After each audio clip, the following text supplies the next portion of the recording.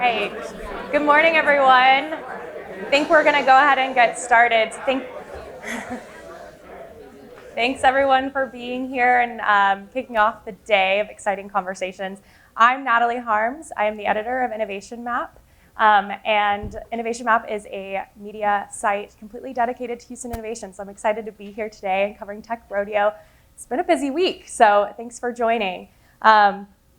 As many of you know, innovation is in constant evolution, and I know our speakers today are going to touch on this.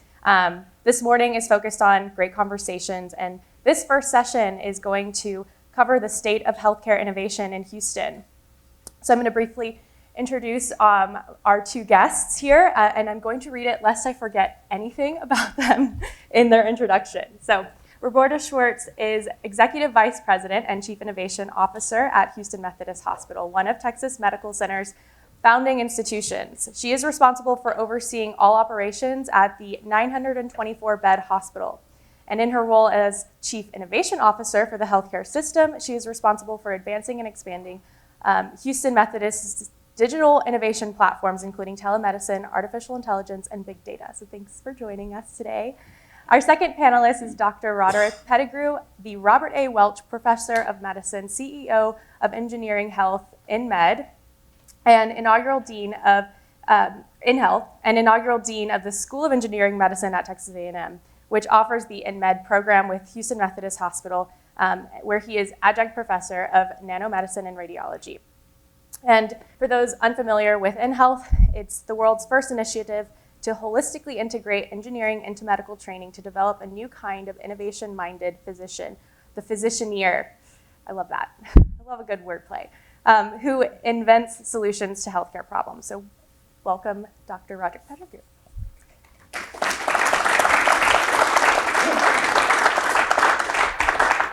So just to kick things off, I want to start with a question for you both. What motivated Houston Methodist and Texas A&M InMed to sponsor the Houston Tech Rodeo Health and MedTech Saloon?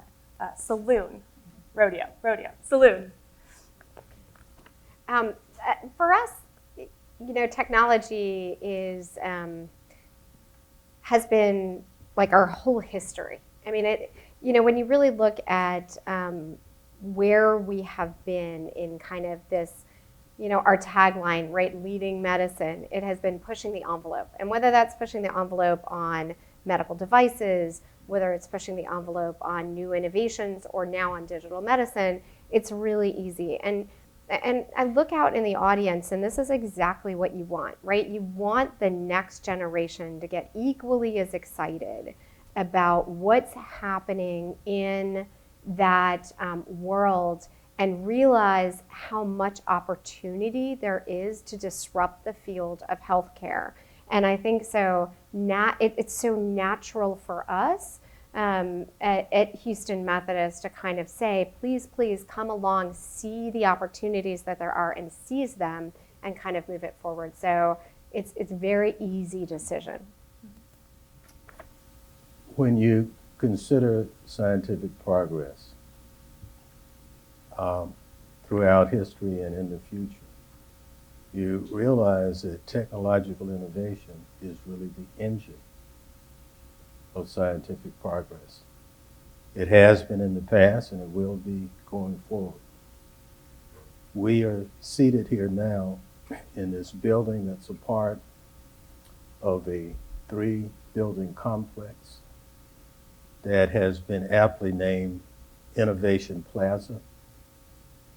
The InMed building is the first building in Innovation Plaza. In this plaza, we will have co-location of places to live, work and play, and more importantly, to have the kinds of random collisions between bright minds who are coming and going between scheduled educational activities and then those activities that occur serendipitously. And those kinds of touch points happen in a place like this where you have co-location of research education, and social activities. So having the Tech Rodeo come here at this location is a natural, because I view this as a crucible of innovation now and certainly in the future. Yeah, absolutely. Well, this is my first time here after writing about the building, so it's exciting for me to see it and to see all the construction going on in the future of where that's going. So, Roberta, going back to you, you assumed the role of Chief Innovation Officer in 2018, and as you mentioned before, Houston Methodist lives and breathes this innovation, leading healthcare initiatives within the space. So, what are your goals in the upcoming year or two to innovate in healthcare? You know, I think it'll be fun to, talk to Dr. Pettigrew and go back and forth on some of these fun initiatives. I think we've just finished a presentation and we were just having this conversation about our next smart hospital. And we present that next week at what's called VIVE, which is a big conference going on in Miami. Came out of an organization called Health, aptly spelled HLTH, because we got to be different. We can't do anything normally in the innovation space. So. And it was really fun because the presentation I'm going to call a labor of love because it has taken far more hours than I feel like I've ever spent on any presentation possibly in my existence. But and we got all of a month to do it. And the month was really spent thinking about where we've come in a very short time in innovation in the digital space, and how far and how quickly we will get to the next stages. And I take that, if you think about it, the iPhone that you have sitting in your pocket, for all of you who, are on the iPhone, which if you look around should be about 70% of the audience, is 10 years old, right? We think about it as if it has existed for our entire lives because we're obsessed and can't put it down. But if you think about it, it's new technology. And it has, when we now say mobile first, we have revolutionized everything about our lives. The way we shop, the way we get our groceries, the way we book our appointments. Everything that we do is 10 years old. Telemedicine actually existed when I was 30 years ago when I started the field. The only thing we did telemedicine for at that point was really looking at rural communities and communities that couldn't come. And there were these huge things, actually UTMB, nod to them, did it in the jails, right? So, it existed, but it did not exist in your living room. And it certainly did not exist from one area of our hospital to the other area of our hospital. Biosensors and the ability for you to do your EKG on your iPhone, let alone a bracelet, is 2 years old. Big data, though we pretend that it is there, it's not there. Right? It's in its infancy. It will be there, but it's in its infancy. That means that in your lifetime of the next, for those of you going into engineering and those of you going into medicine, and those of you already in the field, I already have sitting all the way to the left, hiding off in the corner, is my chair of cardiovascular surgery. God bless any of you who can keep up with that man. His vision, goes like a mile a minute, and it's like nearly impossible, right? So the question is, what are the visions that you're going to create? And then with the amount of information, technology, digital innovations, and what's going to happen, what can we recreate in the field of medicine and healthcare providing to consumers that is going to change our existence? And I think that is, that is where the Center for Innovation came out of. It started from one stupid speech I made, and let's not call it stupid because it ultimately led to what we have today, which is really exciting, where I stood up in front of my director group because each year I get up in January and I say where I think the future year is going to be.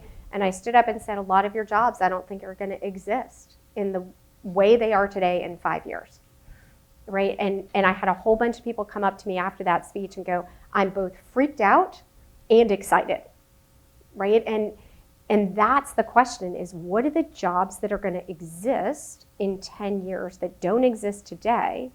And what is our future going to look like? And I think that's what the Center for Innovation is all about. And we limit ourselves, right? We try to box ourselves in with, those, in the bowling lane, put up those side rails for me. We are not everything. We are looking at the digital technologies because we think that's the ones that'll go the most quickly with the quickest runway. And I think that's where I think we need to get excited about. Yeah.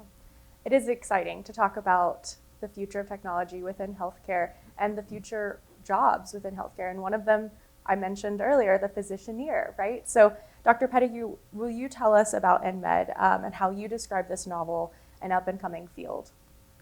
Again, I think it's useful to start with our overarching motivation. What are we trying to do? What do we hear? Why EnMed, and then what is EnMed, and how does EnMed address the particular goal? And Roberta hit on it. She talked about having substantial changes in how we deliver health and well-being to people in the future. And indeed, that is the fundamental driver. If you think about it, by and large, most of us are born healthy. And you're healthy for most of your life. And then disease creeps in, and as you age, it really creeps in. Well, it doesn't have to be that way. Why? Why do we accept that? Why do we accept that disease is an inevitability? I think we have the opportunity to provide good health through the entirety of our lives, from the time that you're born until the time that you die. That's the overarching vision. And then, so goal one would be to have good health for the entirety of your lives. And goal two would be to extend that life. So the National Academy of Medicine, for example, summarizes this with 2 words: healthy longevity. Healthy longevity is what we're all after. To achieve that, going back to the initial question that you asked, requires technological innovation. If you think about where we are now and the prevalence of disease as a part of our lives and our expectations, and where we would like to be, good health through the entirety of your life, you just cannot possibly get there without technological innovation. So when you see that as an overarching goal, and you think about what profession in our society solves problems for the benefit of society, it's engineering. That's what engineers do. They solve problems, it's that simple, for the benefit of society. And medicine is replete with challenges and problems. So converging these two just makes good logical sense. That is the way to get us to where we would like to be: healthy longevity, bringing engineering and medicine in a blended fashion. Not just an engineer who learns to do medicine, or a physician who learns to do engineering, which is basically what has happened up until this point in time. We have this concept of actually converging the two, so that in the same mind, in the same brain set, and I see a number of our EnMed students in the audience now, what we're trying to do is to train a new type of intellect, a new type of thinking, a new type of understanding, an individual who recognizes not only that disease exists, but the mechanisms that are a part of that disease, the mechanisms that give rise to that disease. And when you have that kind of understanding, then you're better able to ideate and come up with concepts and ideas about how to solve the problem. The individual who is conversed in this way, an engineer who understands medicine in this blended fashion, is what we call a physicianeer. The physicianeer then will be purposely trained to be a problem-solving physician, a physicianeer, an innovation-centric person, an innovation-centric doctor. That is a physicianeer, and that's what we're training, and we are unique in all the world in this. Yeah, I think one of the major challenges within innovation in any field is workforce development, and so that's the solution you're providing.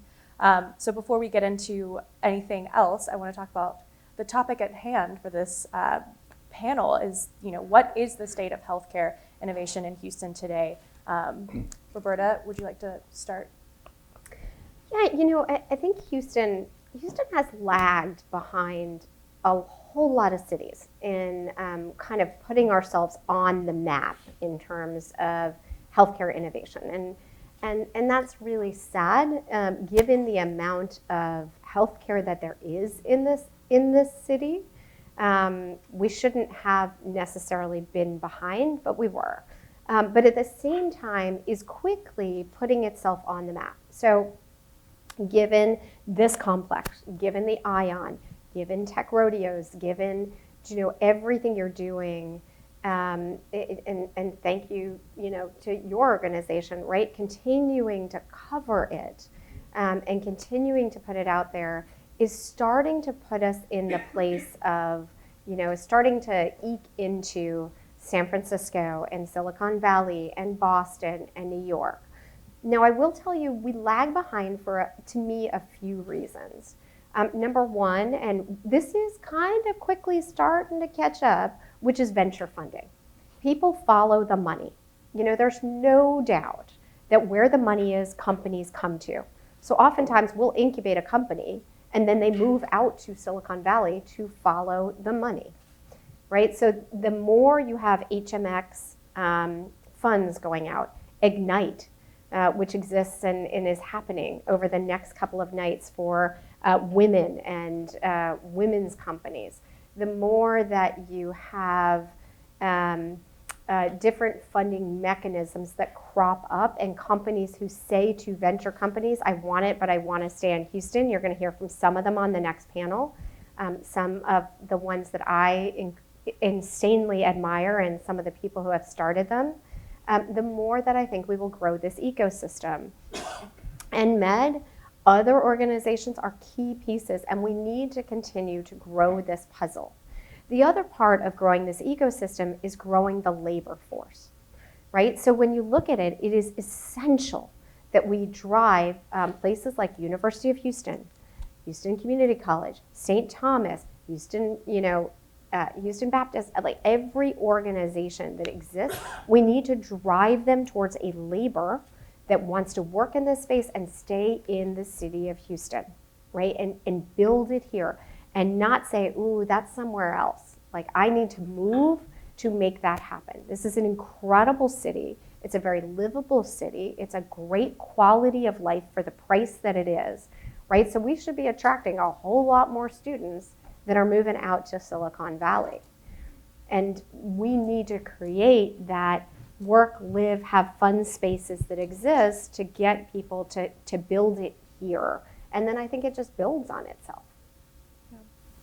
Dr. Pettigrew, how would you describe the state of healthcare innovation in Houston these days? Well, I really take my cue here from Roberta because I've only been here for 4 years. And I think she's been here a bit longer. But from my perspective, the first time I came to the Texas Medical Center, I was actually a director of institute at the NIH. And one of our major grantees was located here. That grantee had a very forward-looking, forward-thinking project. It was to develop a regenerative medicine approach to stroke, which would result in restoring function to an individual who had suffered a stroke. And so the idea was to create an intact neurovascular construct that you could actually implant in the stroked out region of the brain and have it regrow, regenerate, and restore function.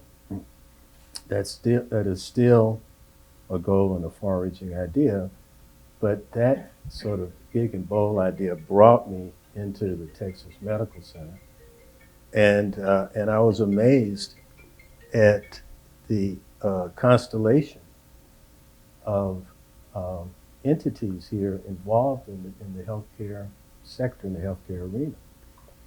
That really stuck with me. So when I subsequently learned about this InMed concept and the opportunity to come here and to help develop it, in fact, to lead it, it was quite appealing because I recognized all of the potential here. And I agree with Roberta that the potential has not quite yet been realized, and that what we could do hasn't quite reached the potential that is there.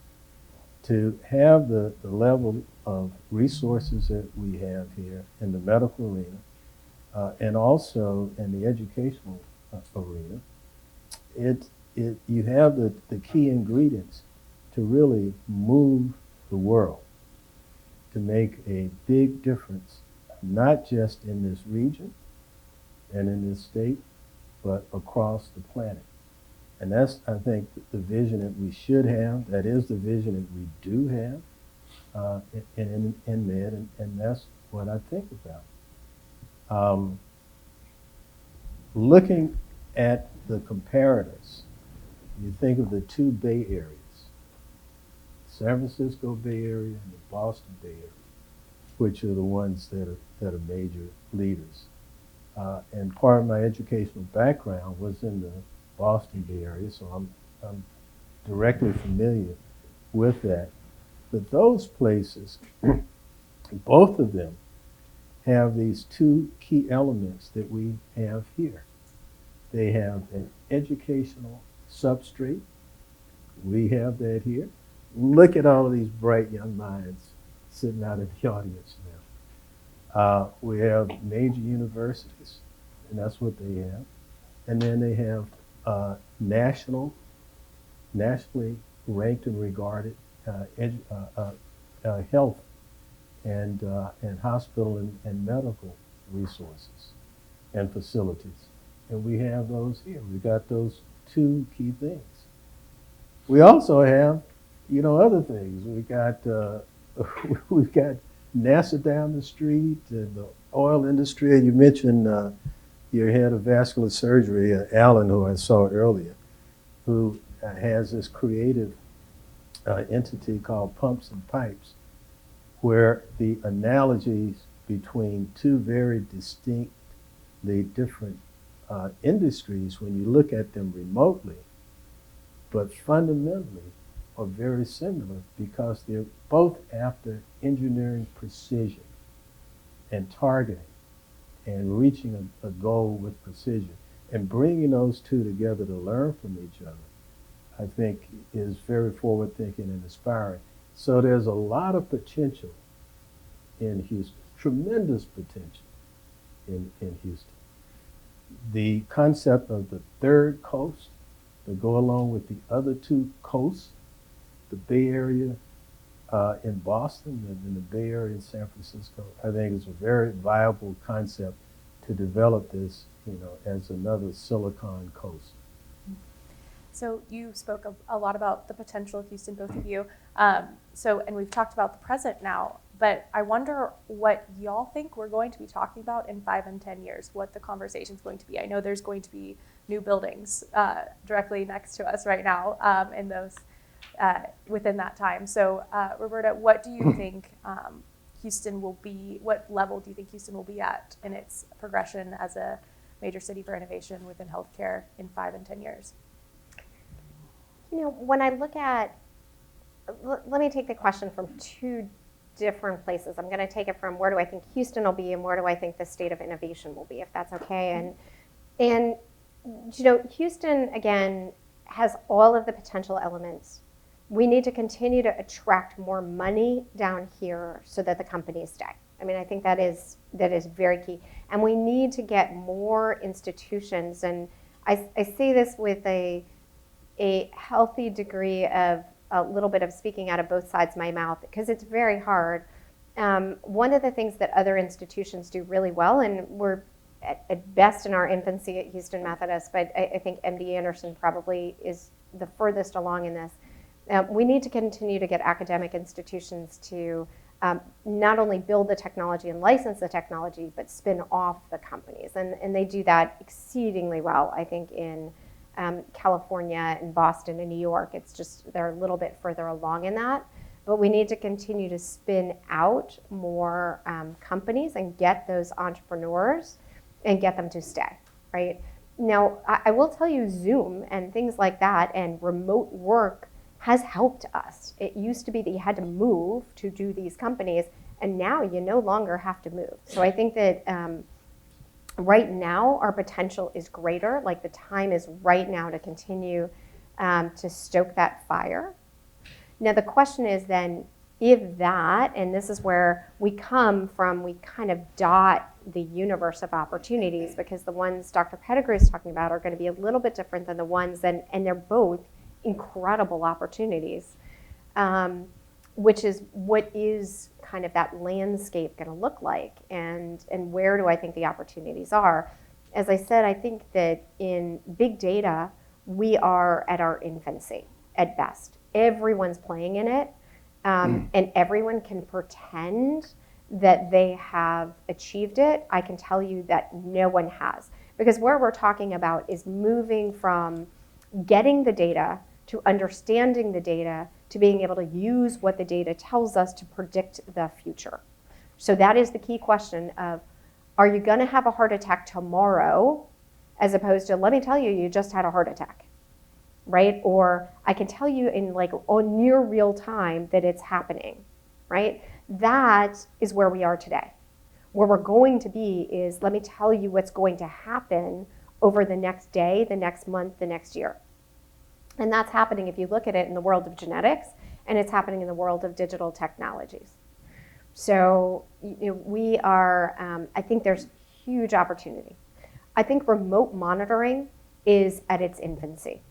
And I'm looking at products now that some of the beautiful engineers are creating around the country, and am blown away. I mean, blown away by the fact that I think in the next year, I'll be able to slap a biosensor on anybody coming to the facility and switch it to a disposable when they go home, and basically monitor major aspects of their health up to and including EKGs, all types of things in a much more sophisticated manner. That means that we are talking about remote monitoring centers in healthcare that are at their infancy. Today monitor virtual ICUs, and they are sophisticated. I mean, God bless. I mean, you're going to hear from MIC sickbay. God bless them. I mean, honestly, survival of COVID and how well we did in COVID is all thanks to some of the forward thinking of those people who knew that we could get there. But I think your world of remote monitoring is, in 2 to 3 years, is a whole lot different than it is today. You're going to be going home. You're going to leave the hospital and still be tethered to a hospital. We can get you out sooner, and we'll biosensor you to death. Now, those of you engineers who are going to create those biosensors, what we're seeing now is, 2 years ago, I looked at them and it was going to be $100 to slap somebody on with one of these things, and it was going to be disposable in 7 days, and that was all the battery life was going to be. Now I can slap one on, it'll be $60 a month, and it'll last for the whole month without a new battery change, right?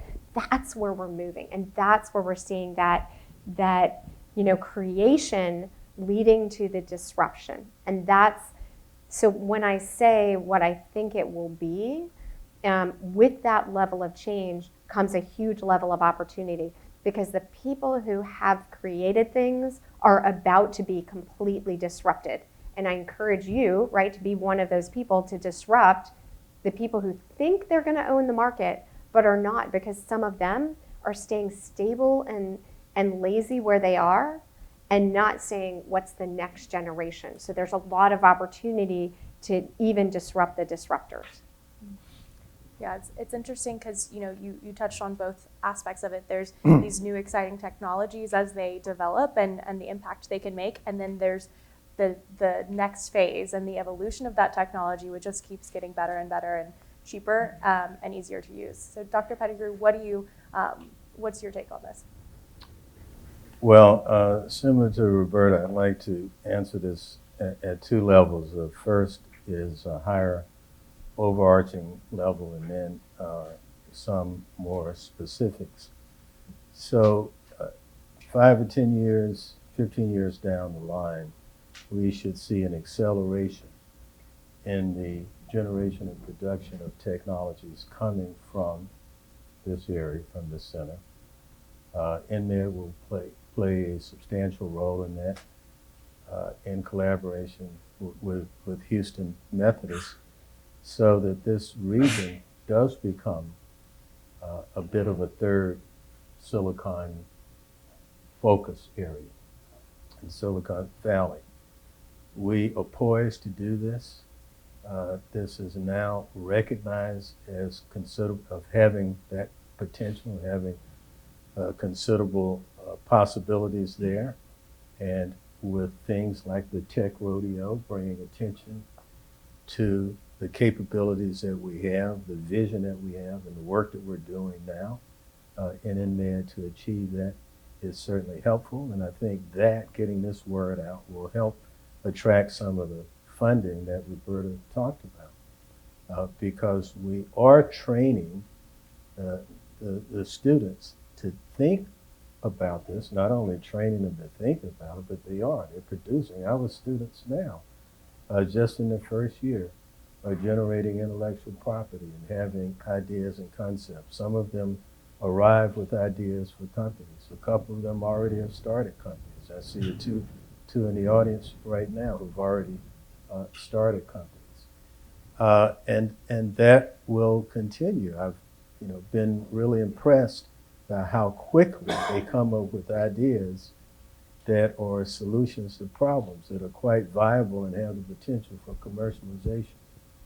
So I think that we are certainly poised to accelerate the production of translatable technologies that will impact human health care globally. That's one, and that will continue to accelerate over the next several years. Not only because we have this training center here and we're focused on it, but in part because of what Roberta is talking about, that we're on the cusp of a tremendous acceleration in information, data analysis, using that data in a way that it informs us, using that data in a way that you get bigger and better ideas about how to solve problems. I agree with her wholeheartedly that we're just beginning when it comes to data and data science. This past year, Science magazine, which we're all familiar with, one of the major scientific journals globally, had as its breakthrough of the year, and each year they announce a breakthrough of the year. Well, this past year, the breakthrough of the year was using artificial intelligence to take the sequence of amino acids that produce a protein and predict, just from the sequence of amino acids, what the conformation, what the actual shape of that protein will be. And that kind of information is so critical. It's critical for drug design. It's critical for understanding how various biological processes happen in the human body. The example right now is coronavirus, the spike protein, developing an antibody to it developing an antibody that would be effective for variations of the spike protein requires understanding the structure and construct. So being able to predict that and extract that kind of information with artificial intelligence in this digital age and data that's emerging is tremendous, and this will grow. Now, I'm old enough to have grown up with Star Trek. And people in the audience, most of the young folks, have heard about it, but they didn't see Bones McCoy, who was a doctor on Star Trek, and he had this tricorder. And whenever anybody would get sick on Starship Enterprise, Bones would just pull out his tricorder and wind it over them and tell you, one, exactly what was wrong with it, and then two, he would fix it. It would do both of those things.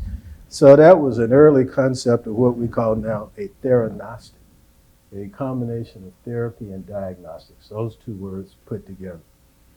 And I think that's where we're headed. We're headed to this age of molecular theranostics, in addition to mining digital data and data science.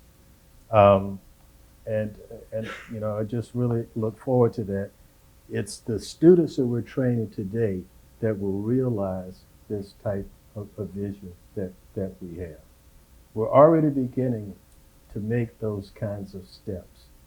But the potential to do that, another word I keep going back to, will accelerate consequent to being in this hyper-connected world that we're in now, where we share information and data almost instantly, so quickly, across the globe. If somebody on 7,000 miles from here discovers something, we'll know about it the next day. And that just didn't happen when I was a kid. I can speak for myself, not you, but that just didn't happen then. And now it is. The doubling time for information is mind-blowing. 30 years ago, the doubling time for information was in decades. Now it's in days. We've gone from decades to days, just of doubling time in my lifetime. And by the time these students graduate and go out into their careers, maybe even before, it'll be in hours. And so that means that we have the wherewithal to really innovate and problem solve in an accelerated pace. Mm-hmm. Yeah. When sci-fi reaches, or when reality catches up with sci-fi, I think it's a really exciting time, right, Roberta? Well, this thing here, yeah, I could take a call on it, and I remember when I was like a preteen, there was this cartoon character called Dick Tracy. And Dick Tracy had a watch, and he used to call Dick, for those of you who don't know, Dick Tracy was a cartoon detective.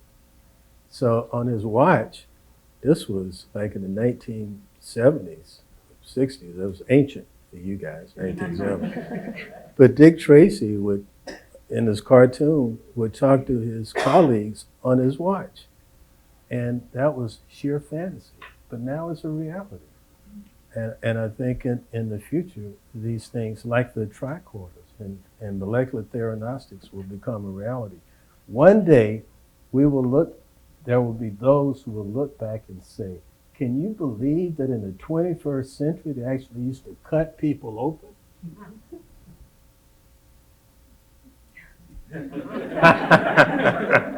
How barbaric that was. They used to cut them open. How did they survive that? You know? So we'll get there. We're steadily progressing there. Methodist has minimally invasive conference and activity. So we're going from highly invasive surgery to minimally invasive image-guided surgery as a step in that direction. And we will progress. It will become less and less minimally invasive.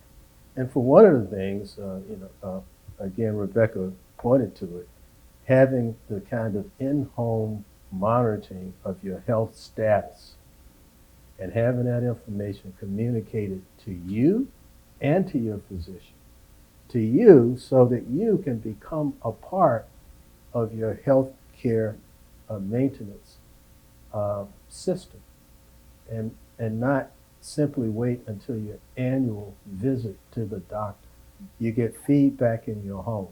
You'll walk through your home and your stereo will start playing a different kind of music when there is something happening in you that is early on abnormal. This is the kind of thing. Or you'll have a light bulb that emits a different frequency of light to stimulate serotonin, to lift your mood when you're getting depressed, or detects that your rate of movement is just a little bit off and you're not quite as spry as you used to be. You probably need to go and see someone about that. Those are the kinds of things that will happen. Or with AI and artificial intelligence and underserved populations, you'll have autonomously driven automobiles that go and pick up a person and take that person and deliver that person to the physician and return that person. Those are the kinds of things we're looking for in the future. Right. Yeah. Very exciting to see where everything is going. We do have to wrap up. We have run out of time, but Roberta, any last thoughts to this conversation? You know, I was going to play off of that. You guys have a really fun one, and I would encourage you, if you haven't played. Stuart Core is going to be demonstrating a lot of the virtual reality outside. That also, when you look at disruptions, has the potential to change education. And it really has the potential, if you think about it, we are severely lacking. Everyone knows it right now, right? I don't have enough nurses. We don't have enough techs. We don't have enough respiratory therapists. I mean, we are going to have to train them very quickly to have an industry to take care of all of the things that need to be taken care of. Changing the way we do education is going to be critical. And it is going to be necessary, and really looking at the fact of, do you need to go into a live surgery suite to get that level of education and 200 surgeries before you begin, or are you going to be able to do it by practicing in a virtual reality metaverse? And Sarah Pletcher, who's over here, introduced me to teleproctoring. Do I need to be an expert before I walk in the room, or do I need to have access to a button, right? The Google of, hey, you know, I mean, my God, Alexas are all over my house at this point. My kids don't feel the need to know anything. They can just ask Alexa. She'll tell you anything. Right? The level of give me help. Do I need to know everything before I go, or do I need to now have access to the sources to give me that information and I can get started quicker, or in a more, in a different way than I've done it in the past, kind of. And so I would encourage you to play around with those kind of things. Keep bringing the ideas. Keep not being stopped, because it is the innovators that are sitting out here in the audience, right? I'm the motivator. I'm not the idea person, right?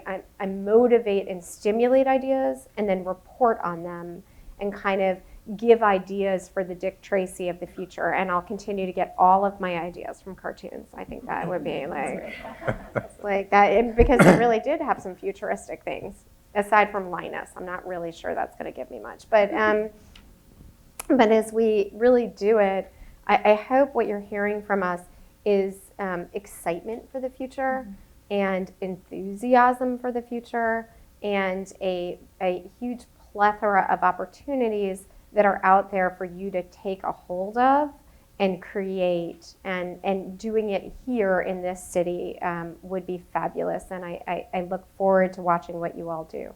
Awesome. Well, thank you both so much for your time today. This was, I'm excited. I'm enthused. So I hope everyone else is, and stick around for the rest of this morning's panels and presentations. Dr. Pettigrew? Yeah, I just want to make one comment to the young people in the audience. Don't ever really consider anything impossible, because history has taught us that striving for the impossible is a necessary precondition for achieving the possible. Awesome. Well, thank you again.